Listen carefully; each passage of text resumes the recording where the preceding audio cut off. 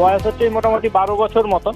হাতিদের ক্ষেত্রে এই বয়সটা হচ্ছে মোটামুটি যখন থেকে ওই আমাদের হয় না যে মানুষের ক্ষেত্রেও যে ছেলেদের ডানা গজানো শুরু হয়, এ হাতির ক্ষেত্রেও তাই।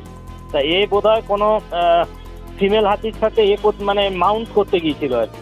তো সেই সময় ওর আশপাশে যে কোনো টাস্কার হতে পারে বা মাখনা যে ফুল গ্রোন, ও ওকে ধাক্কা মেরে ফেলে দেয়।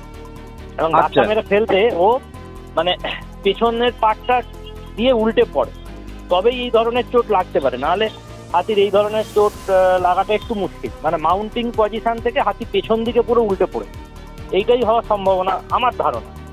আচ্ছা আচ্ছা। তো সেক্ষেত্রে নাহলে এই ধরনের চোট হাতির লাগবে না। হ্যাঁ, সে তারপরে ওই রকমই কোনো রকমের টেনে টেনে এসেছে, যেখানে হাতি পড়েছিল তো পরিষ্কার দাগও আছে যে ও কোনো রকমের টেনে টেনে টেনে টেনে এসে তারপরে জলে পড়ে। দেখুন, মারা তো যাবেই, এবার যতটা শান্তিতে মারা যায় তার ব্যবস্থা করা।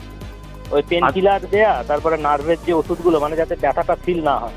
ও তো খেতেও পারছে না, ওকে তো আমরা খাবার দাবারও দিয়েছি, ও খেতেও পারছে না।